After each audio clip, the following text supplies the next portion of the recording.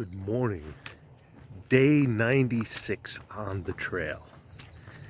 It's a little cool today, just about 50 degrees so far. I'm a little chilly. I'm back on the AT from the shelter. It's only a little bit off. Gonna miss that shelter. Had a great night's sleep. No mice, no rats.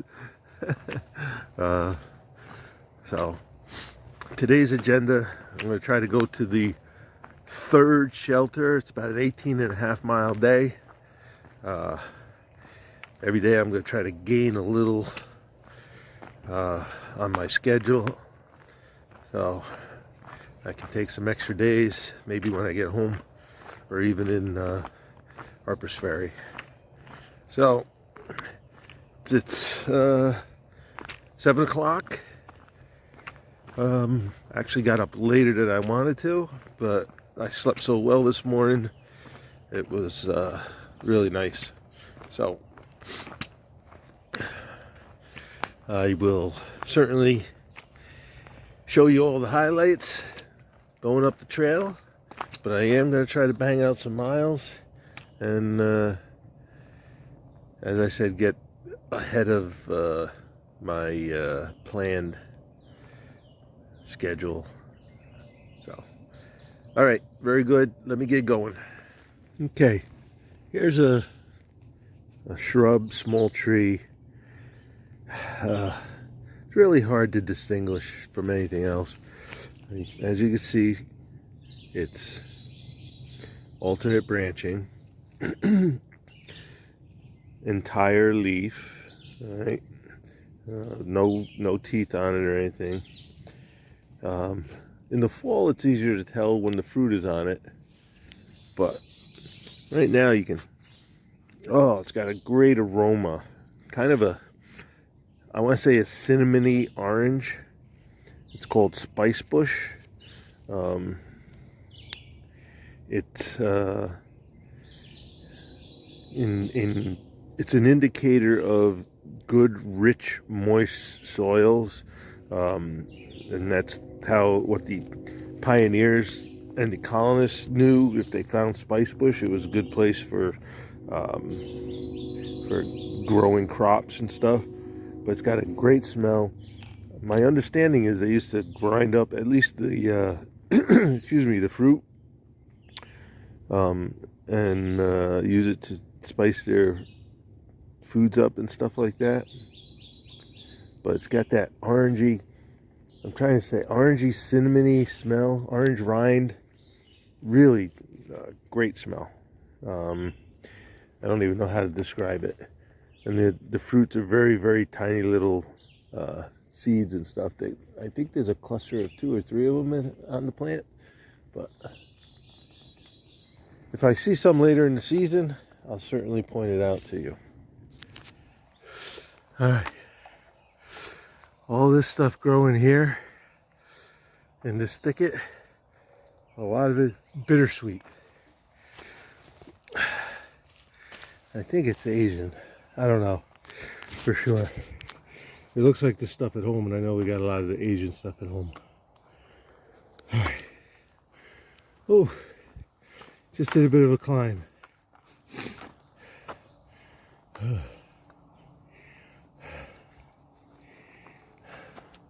All right, let me get going.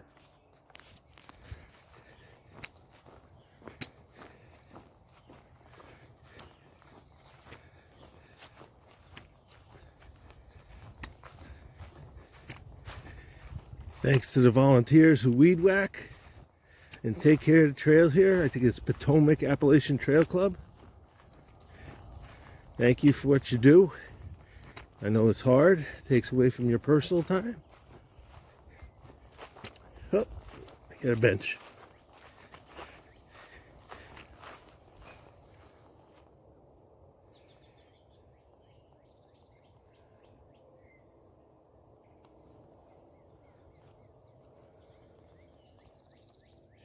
There you go.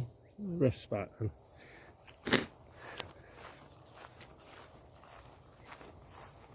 right.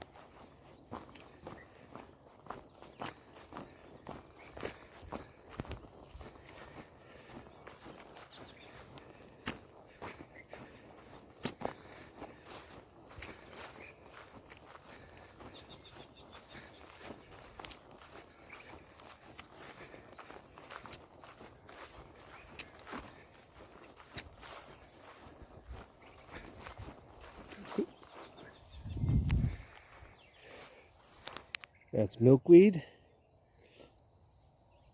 Preferred food for monarch butterfly caterpillars. Look, got some clover.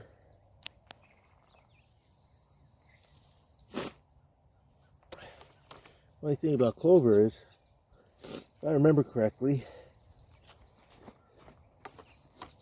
bumblebees are like, sorry, I'm having trouble with my poles. Clover, the nectar is so deep in the clover, only like certain bees have long enough tongues to get down and get it. I think bumblebees are capable of it, but not most other bees. But I'm not sure on that. Yeah, you got a lot of milkweed coming up. That means the monarch should be moving through soon. What few there are left. So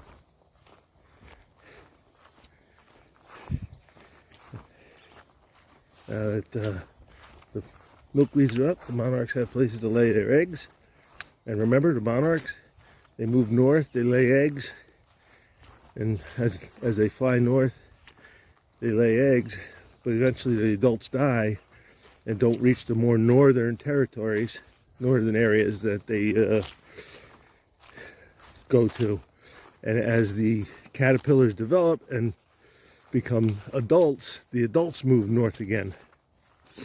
And the last generation that's born in North America, they fly south to wintering grounds in Mexico, and I think there's some in California. Having never been there before, they know exactly where to fly to. A journey of thousands of miles for a butterfly. Then that generation overwinters and starts moving north in the spring, again laying eggs as they go. Each generation moving further north in North America until again they hit the final generation, and I guess it's in early September they start flying south. Amazing. Amazing.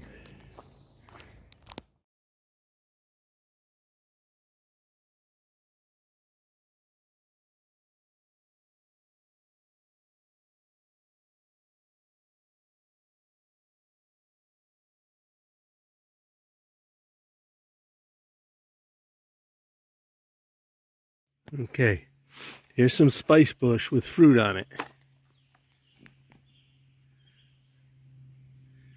Okay, see those small little globular fruits? Okay, and remember, the leaves have a,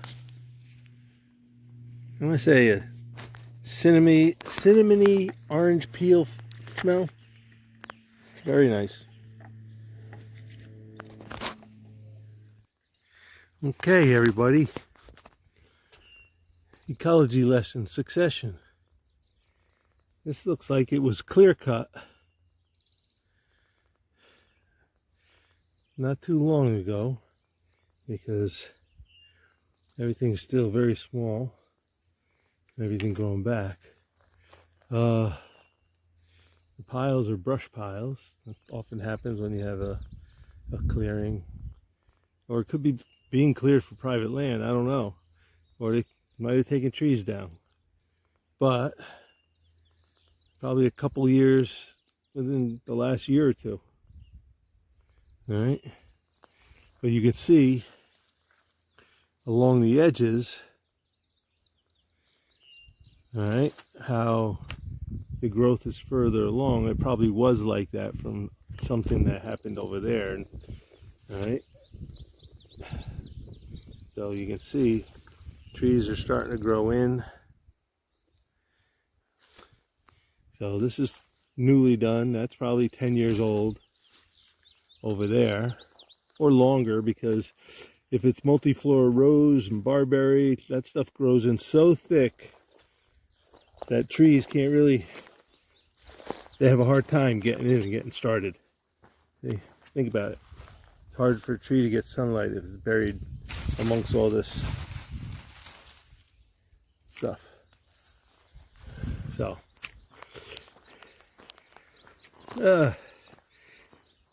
met a couple people, a ridge runner and someone hiking with her. They were doing a little trail maintenance, cutting back some branches, checking stuff. So we chatted for a little while. It was nice. So, campsite. Good enough. I am going to get up to the top of this. I still got about 8 miles to go to get to that shelter. I'm hoping to make the shelter. If not, I'll find some place along the side of the trail.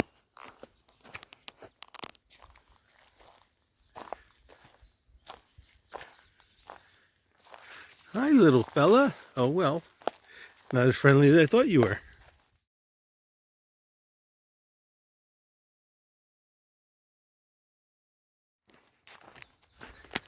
Okay. About 6 miles out from the shelter. It's 2 o'clock. That means I'll get in about 5, which will be fine. Doesn't get dark till 8:30 or so. So a bit on the tired side. The reason I wanted to make this shelter. Oh, I got people coming. I'll get back to you. Right. Sorry about that. The reason I wanted to push to this shelter is what's coming up. Something called the roller coaster is coming up. The roller coaster is about 15 or 16 miles of constant up and down. Steep ups and steep downs. That's why they call it the roller coaster. And from what I understand, there aren't any, or if there are any, they're very, very few views. So they're kind of like pointless ups and downs. But that's where the trail goes. And if I get close to it, then I can maybe make it through in one day. And that's the plan. So, I'll see you further up the trail.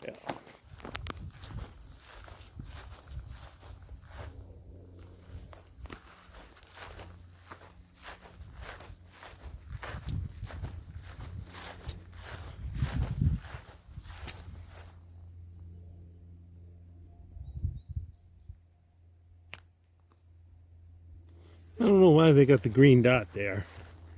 I haven't seen a green dot on a tree. But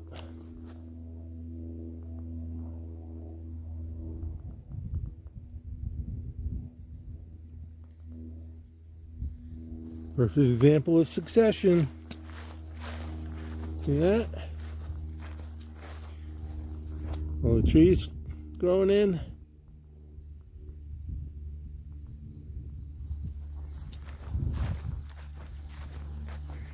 Although they probably mow every few years or so. And maybe they won't anymore. I don't know.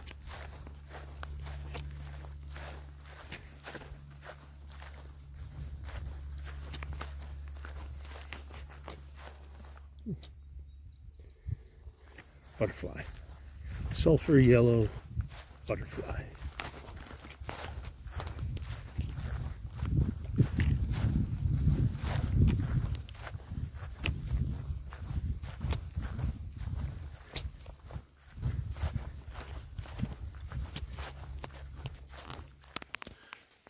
Look how tall and straight these tulip poplars are, yellow poplars.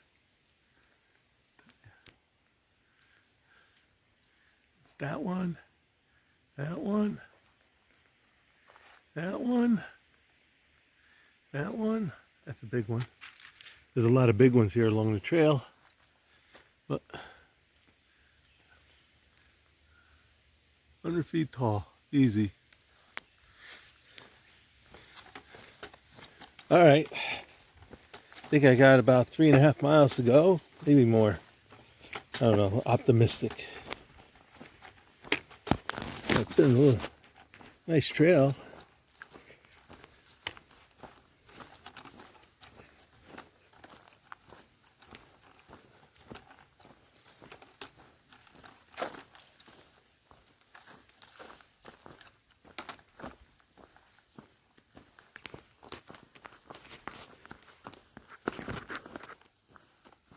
All right, I got some miles to go.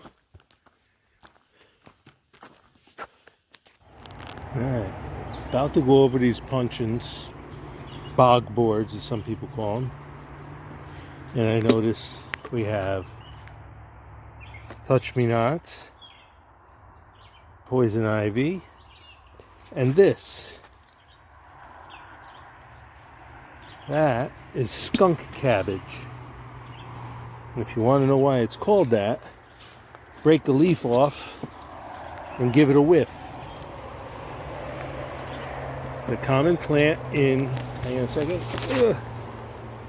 in wetlands, or I should say these areas where you got a lot of water, long streams, things like that. And well, I don't want to get into it here, but they have a unique flower, which I will talk. I'm so close to the road, I don't want to do it with the sound of cars. But I will talk to you when I see some skunk cabbage in the middle of trail somewhere. I will talk about it. I don't know how I'm getting across, but I'm going to find out. Hopefully underneath it's a lot of traffic. Alright, here's something I've never seen before. Look at this tree with all these growths on it. I don't even know what they are. They're not fungus, or at least they don't appear to be fungus or fungus caused. There's other trees in the area like this. My Seek app says it's a sugar hackberry, but the leaves don't look like any hackberry I've ever seen. The leaves look more like something from the Jugolandaceae family, which is walnuts, pecans, butternuts. No, I don't know what it is, but I'm going to have to look that up. There are other trees here with the same growth, so it's not like a one tree phenomenon. Huh. I will look that up.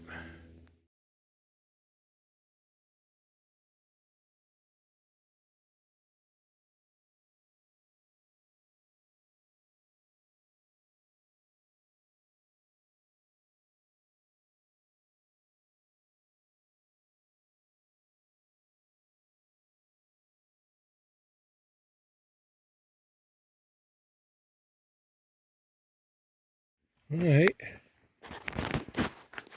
Came across these trees that looked familiar, but I couldn't quite place them. So I checked with iSeek, and it turns out these are Paw-Paw trees. I don't know if you've ever had Paw-Paw fruit. It's very good. The only problem is a lot of stores don't stock it because it goes bad so quickly. So once they're ripe, you got to grab them right away.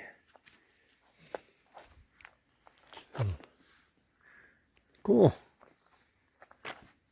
Paw-Paw. P-A-W, P-A-W.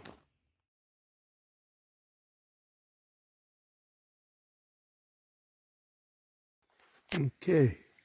Here at Rod Hollow Shelter, here's another one that has a pavilion over the picnic table away from the shelter. There's the shelter.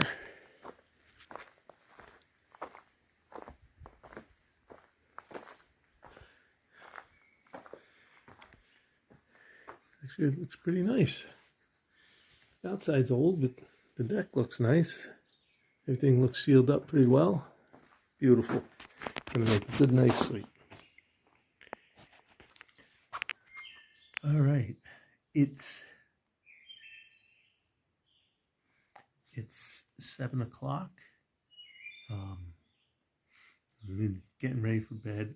All my stuff is done. I just got to edit videos, today's videos. Then I'm going to go to bed as early as I can. I want to get up. I want to be out by like 6 o'clock or a little after that. Give myself an extra hour of daylight to tackle the famous roller coaster. 16 miles of 10 or 12 steep little climbs.